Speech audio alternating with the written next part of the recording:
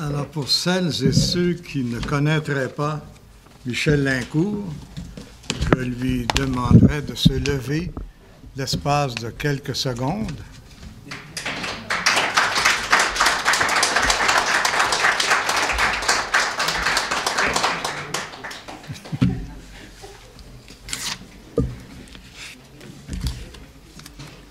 Architecte et urbaniste, Michel Lincourt a toujours eu plein de plans et de réalisations.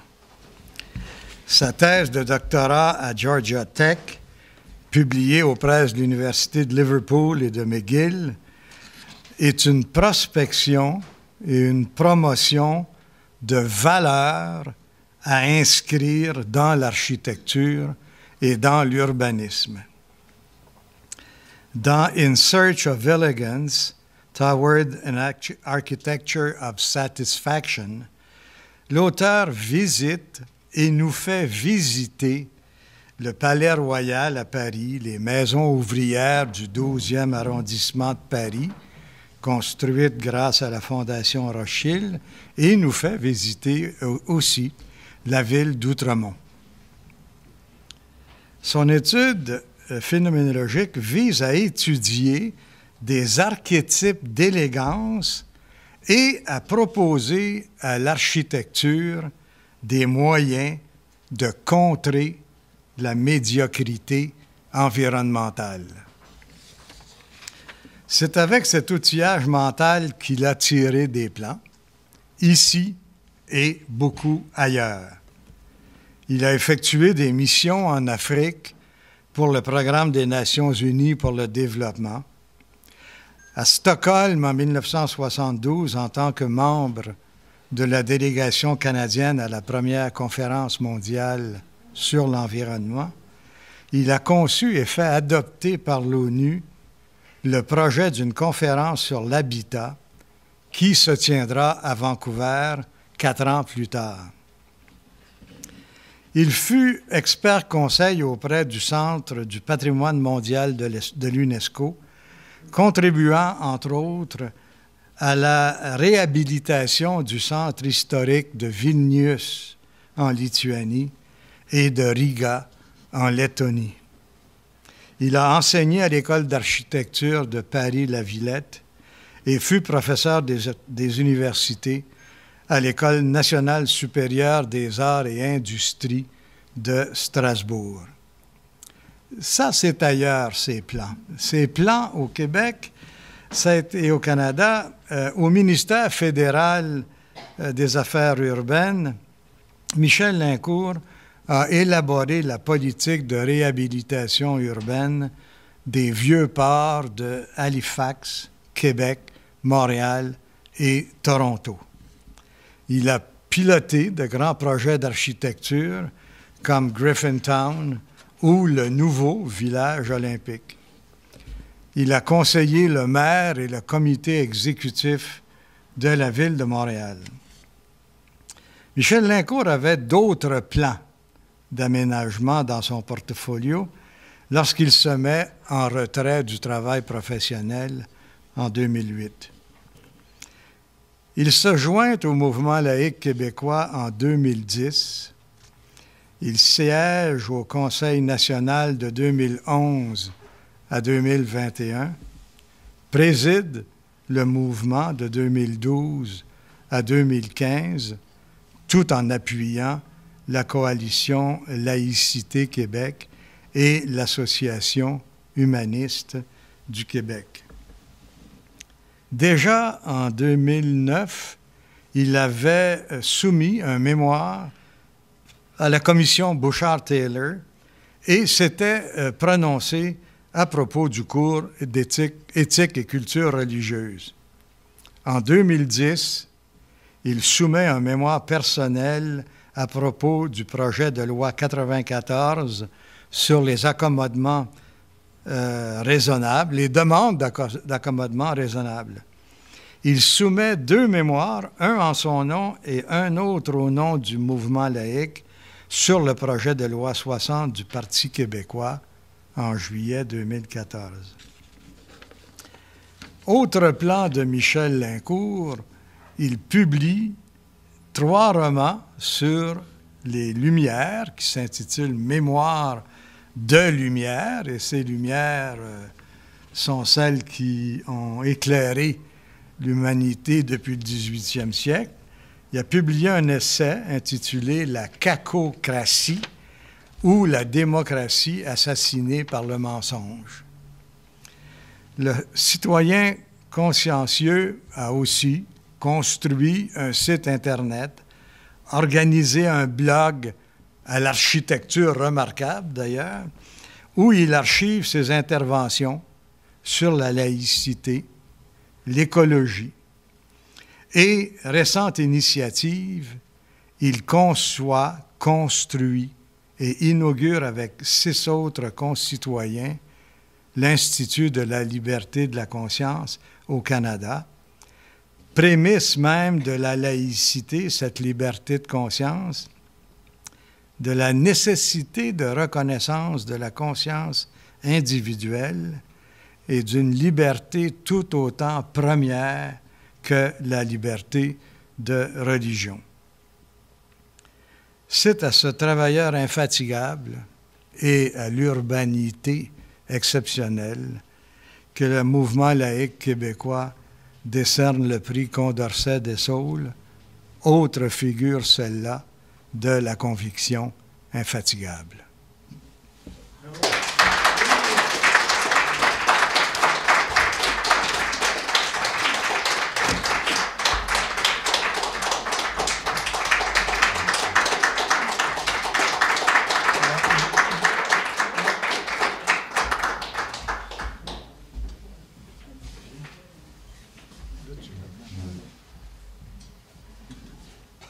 Alors, au nom du président, de Lucie Jobin et de tous les membres du mouvement laïque, c'est avec plaisir que nous te remettons ce prix Condorcet des Saules.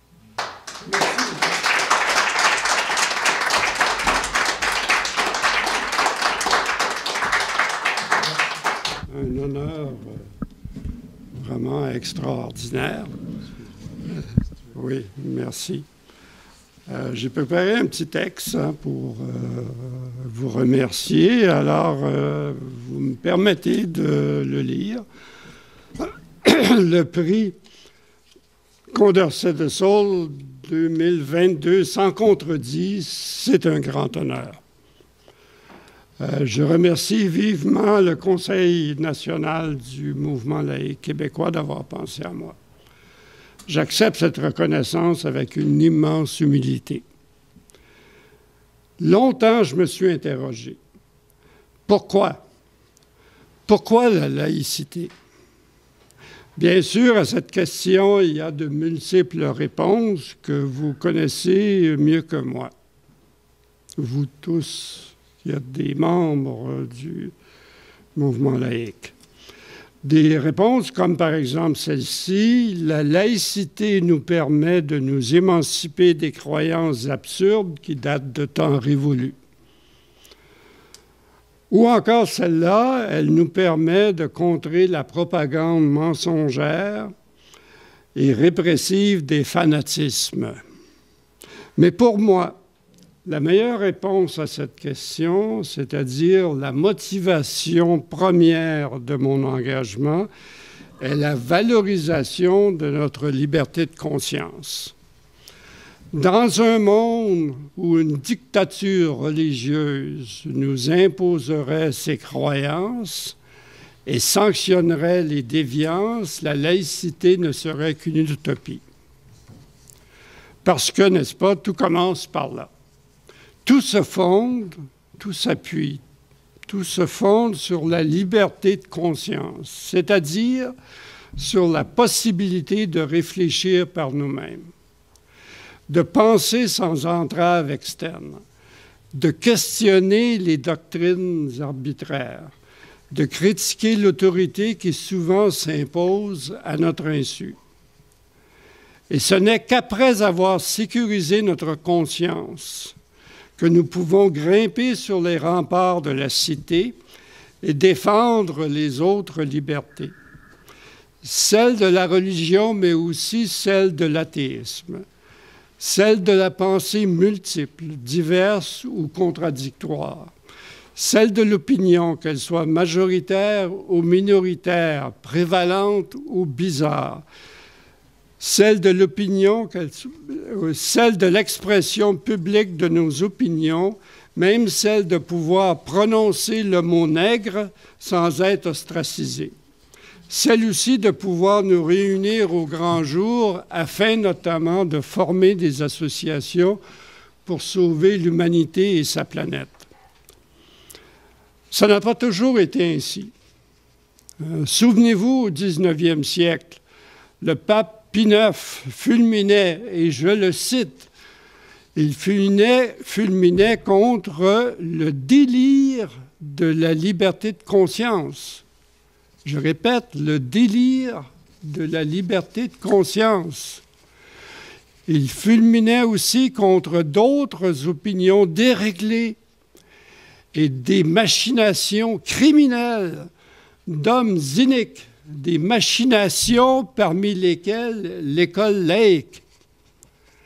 Ça, c'était l'encyclique Canta Cura et le Syllabus Erotum de 1864. Encore aujourd'hui, dans le discours de ceux qui contestent la laïcité, nous trouvons souvent l'argument que la laïcité brimerait la liberté de religion. Mais en même temps, nous constatons toujours l'absence de l'argument contraire, celui selon lequel la laïcité valoriserait la liberté de conscience. J'ai constaté que lorsque nous introduisons dans ce débat l'argument de la liberté de conscience, l'idée de sa nécessité à cette laïcité devient évidente. Pour vous en convaincre, relisez le jugement unanime de la Cour suprême du Canada dans la cause du MLQ contre Saguenay. J'en cite quelques mots. L'obligation de neutralité religieuse de l'État résulte de l'interprétation évolutive de la liberté de conscience et de religion.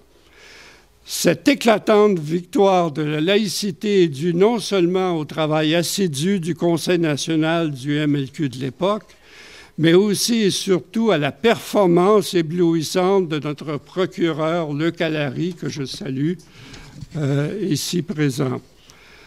Mais le travail n'est pas terminé, comme il le sait. Il y a le procès concernant la loi 21 qui perdure et qui réclame l'attention de Luc Allary et de Guillaume Rousseau.